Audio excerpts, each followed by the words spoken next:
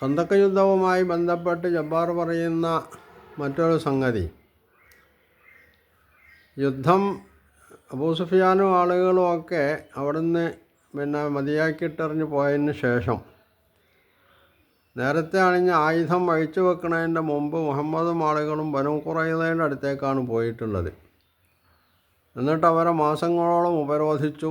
തങ്ങളെ ജീവനും കൊണ്ട് എങ്ങോട്ടെങ്കിലും പോകാൻ അനുവദിക്കണമെന്ന് പറഞ്ഞപ്പോൾ മുഹമ്മദ് തൻ്റെ നേരത്തെ അനുഭവം വെച്ച് അവരെ ആണുങ്ങളെ മുഴുവൻ കൊന്നൊടുക്കിയെന്നാണ്. ഇവിടെയും ജബ്ബാർ ചരിത്ര വസ്തുതയെ മറച്ചു വെക്കുകയാണ് ചെയ്യുന്നത്. യഥാർത്ഥത്തിൽ എന്തായിരുന്നു അവിടെ സംഭവിച്ചത്? ജബ്ബാർ പറയുന്നത് അനുസരിച്ചാണെങ്കിൽ ബനൂ ഖുറൈളക്കാർ നേരത്തെ തന്നെ അവർ കരാർ ലംഘിച്ചു എന്ന നിലക്കാണ് ജബ്ബാർ സംസാരിക്കുന്നത്. കരാർ ലംഘിച്ചു എന്ന് ജബ്ബാർ സമ്മതിക്കുന്നില്ലെങ്കിലും കരാറിൽ നിന്ന് ഒഴിവായിട്ട് അവർ നേരത്തെ അബൂ സുഫിയാനും ആളുകൾക്ക് വിവരം കൊടുക്കേണ്ടതെന്നുള്ള മട്ടിലാണ് മൂപ്പരുടെ സംസാരം. യഥാർത്ഥത്തിൽ ഹുയൈജ് ബിൻ അഖ്തബ് ബനൂ ഖുറൈളയുടെ നേതാവിനെ കരാർ ലംഘനത്തിന് വേണ്ടി സമീപിക്കുന്നത് എപ്പോഴാണ്? ജബ്ബാർ അത് അറിയില്ലെങ്കിൽ പഠിക്കണം. വിവരമില്ലാതെ തനി വിഡ്ഢിയായിട്ട് എന്തെങ്കിലും വിളിച്ചു പറയുന്നതിന് പകരം കാര്യങ്ങൾ ശരിയായി മനസ്സിലാക്കി സത്യസന്ധമായി കാര്യങ്ങൾ കൈയാളാനാണ് ജബ്ബാർ മെനക്കെടേണ്ടത്. ഇവിടെ ഹുയൈജ് ബിൻ അഖ്തബ് അബൂ സുഫിയാനും ആളുകളും കിടങ്ങിനപ്പുറത്ത് വന്ന് തമ്പടിച്ചതിന് ശേഷമാണ് ഹുയൈജ് ബിൻ അഖ്തബ് ബനൂ ഖുറൈളയുടെ നേതാവിനെ കാണുന്നത്.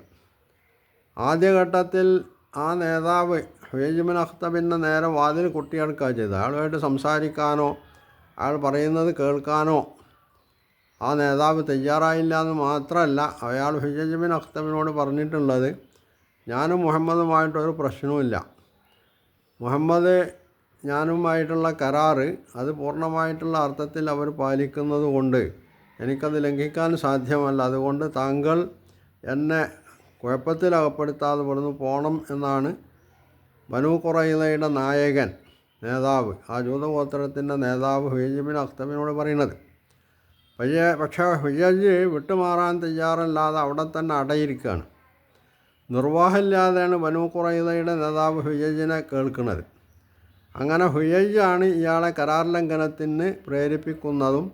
ആ പ്രേരണയിൽ ഹുയൈജ് പറയുന്നുണ്ട്, മുഹമ്മദും ആളുകളും വിജയിക്കുകയും അബൂ സുഫിയാനും ആളുകളും തോറ്റ് തിരിച്ചു പോവുകയും ചെയ്താൽ നിങ്ങൾക്ക് എന്താണോ ശിക്ഷ വരുന്നത് ആ ശിക്ഷ അതുപോലുള്ള ശിക്ഷ ഏറ്റുവാങ്ങാൻ ഞാനും തയ്യാറാണ്.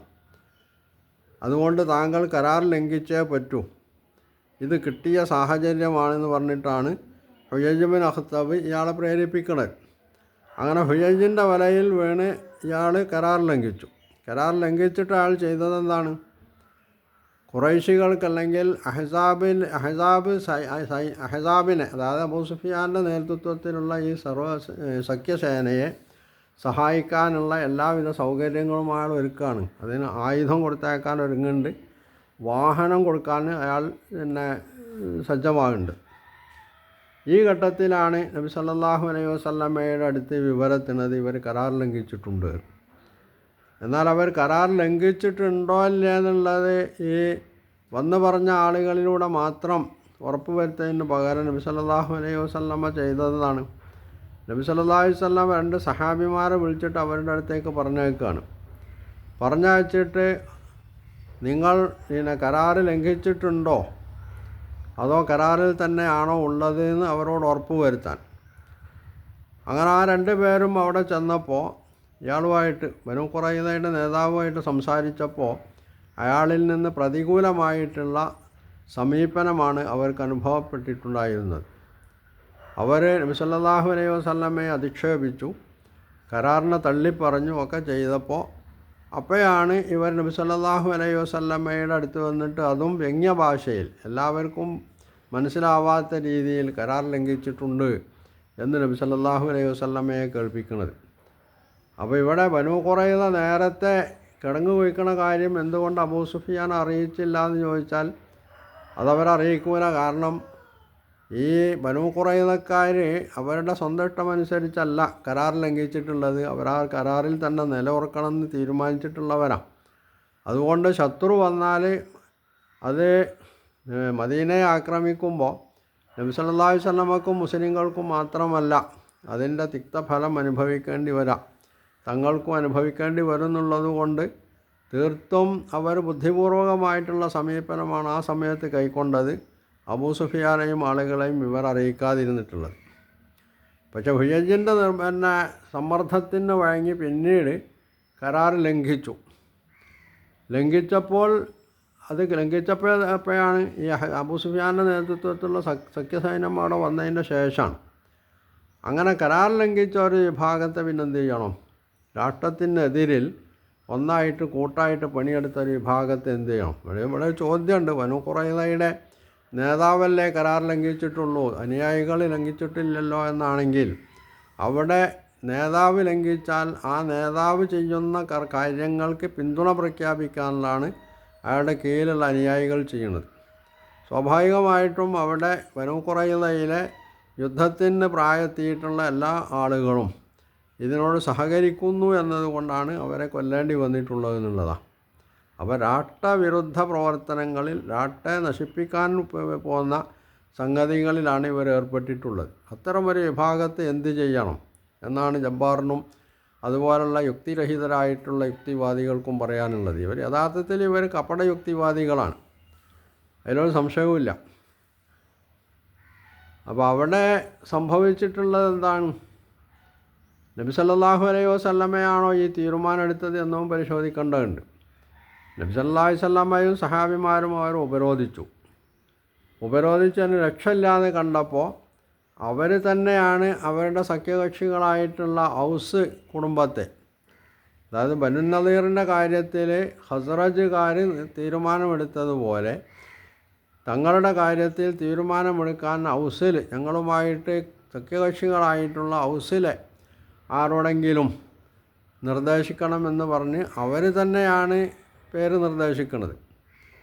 സഅദ് ബിൻ മുആദ് റളിയല്ലാഹു അൻഹുവിൻ്റെ പേരാണ് അവർ നിർദ്ദേശിച്ചത്. സഅദ് ബിൻ മുആദ് ഈ സമയത്ത് ശത്രുവിൻ്റെ കൈക്ക് അമ്പേറ്റിട്ട് അദ്ദേഹം പള്ളിയിൽ ഒരു ടെൻറ്റിൽ കഴിഞ്ഞുകൂടാണ്. അപ്പോൾ സഅദ് ബിൻ മുആദിൻ്റെ പേരവർ നിർദ്ദേശിച്ചപ്പോൾ നബി സല്ലല്ലാഹു അലൈഹി വസല്ലമയും അത് അംഗീകരിച്ചു. സഅദ് എന്താണോ തീരുമാനിക്കുന്നത് അത് അംഗീകരിക്കാൻ നബി സല്ലല്ലാഹു അലൈഹി വസല്ലം സന്നദ്ധനുമാണ്. എന്ന് മാത്രമല്ല സഅദ് എന്ത് തീരുമാനിക്കണമെന്ന് പോലും നബി സല്ലല്ലാഹു അലൈഹി വസല്ലം സഅദിനോടോ ആളുകളോടോ പറഞ്ഞിട്ടില്ല എന്നുള്ളതാണ്. അവരെന്ത് തീരുമാനിച്ചാലും അത് സ്വീകരിക്കാൻ നബി സന്നദ്ധനാണ്. അവരെടുക്കുന്ന തീരുമാനം അംഗീകരിക്കാൻ ബനൂ ഖുറൈളക്കാരും സന്നദ്ധരാണ്. അതിനുവേണ്ടിയാണ് അവർ ഇങ്ങനെ ഒരു നേതാവിനെ തിരഞ്ഞെടുത്ത പേര് പറഞ്ഞിട്ടുള്ളത്. അങ്ങനെ നബി സല്ലല്ലാഹു അലൈഹി വസല്ലം സഅദ് ബിൻ മുആദിനെ വിളിച്ചു വരുത്തി. ഈ ഘട്ടത്തിൽ സഅദ് ബിൻ മുആദിൻ്റെ ആളുകൾ ഔസ് ഗോത്രക്കാർ അദ്ദേഹത്തെ വളഞ്ഞുകൊണ്ട് പറയുന്നുണ്ട്, ബനു നളീറിൻ്റെ കാര്യത്തിൽ അബ്ദുല്ലാഹ് ബിൻ ഉബൈ ഖസ്റജുകാർ എടുത്തിട്ടുള്ള ഇതുപോലുള്ള ഒരു മിതമായിട്ടുള്ള സൗമ്യമായിട്ടുള്ളൊരു നിലപാടാണ് സ്വീകരിക്കേണ്ടത് എന്ന് അദ്ദേഹത്തോട് പറയുന്നുണ്ട്. ആ സമയത്ത് സഅദ് ബിൻ മുആദാണ് അവരോട് പറഞ്ഞത്, എനിക്ക് ഈ ഭൂമിയുമായിട്ടുള്ള ഈ ജീവിതവുമായി വിടവാങ്ങാനുള്ള സമയമായിട്ടുണ്ട്. അതുകൊണ്ട് തന്നെ അള്ളാഹുവിനും അവൻ്റെ റസൂലിനും ഇഷ്ടപ്പെടുന്ന എന്ത് തീരുമാനമാണോ എടുക്കാൻ കഴിയുക അതാണ് ഞാൻ എടുക്കുക. എന്നെ ഈ കാര്യത്തിൽ നിങ്ങളാരും നിർബന്ധിക്കേണ്ടതില്ല എന്ന് പറഞ്ഞപ്പോഴാണ് അദ്ദേഹത്തിൻ്റെ തന്നെ ആളുകളായിട്ടുള്ള ഹൗസിലുള്ള ആളുകളെ കൊഴിഞ്ഞു പോണത്. അങ്ങനെ രണ്ടു കൂട്ടരോടും അദ്ദേഹം, അതായത് ബനൂ ഖുറൈളക്കാരോട് ചോദിക്കുന്നുണ്ട്, ഞാൻ എടുക്കുന്ന തീരുമാനം ഈ ഭാഗത്തുള്ളവർക്ക് സമ്മതമാകുമോ? അവർ തലകുലിക്ക് സമ്മതിച്ചു, താങ്കൾ എടുക്കുന്ന തീരുമാനം ഞങ്ങൾക്ക് സമ്മതമാണ്. പിന്നെ നബി സല്ലല്ലാഹു അലൈഹി വസല്ലമയെ ഉദ്ദേശിച്ചുകൊണ്ട് അദ്ദേഹം ചോദിച്ചു, ഞാൻ എടുക്കുന്ന തീരുമാനം ഇവിടെ ഉള്ളവർക്ക് സമ്മതമാണോ? നബി സല്ലല്ലാഹു അലൈഹി വസല്ലമയും സമ്മതം മൂളിയപ്പോഴാണ് അദ്ദേഹം വിധി പറയുന്നത്. അദ്ദേഹമാണ് പറഞ്ഞത്, അവരിലുള്ള, അതായത് ബനൂ ഖുറൈള എന്ന ജൂതഗോത്രത്തിലുള്ള യുദ്ധത്തിന് പാകപ്പെടുന്ന, യുദ്ധം ചെയ്യാൻ പ്രായപൂർത്തി എത്തിയിട്ടുള്ള ആണുങ്ങളെയൊക്കെ കൊല്ലുക, അവരിലെ കുട്ടികളെയും സ്ത്രീകളെയും ബന്ധിതരാക്കുക. അപ്പോൾ ഇവിടെ തീരുമാനമെടുക്കണേ നബി സല്ലല്ലാഹു അലൈഹി വസല്ലമയല്ല, നബി അതിന് നിർബന്ധിച്ചിട്ടുമില്ല. സഅദ് ബിൻ മുആദ് എന്ന് പറയുന്ന അവർ തന്നെ നിശ്ചയിച്ച ഔസ് കുടുംബത്തിൻ്റെ നായകനാണ് ഇങ്ങനെ ഒരു തീരുമാനം എടുക്കുന്നത്.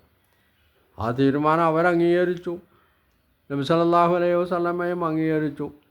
ഒരു വിധി പ്രസ്താവിച്ചാൽ രണ്ട് കൂട്ടരും അംഗീകരിച്ച ഒരാൾ ഒരു വിധി പറഞ്ഞു കഴിഞ്ഞാൽ പിന്നെ അവിടെ ചെയ്യേണ്ടതെന്നാ?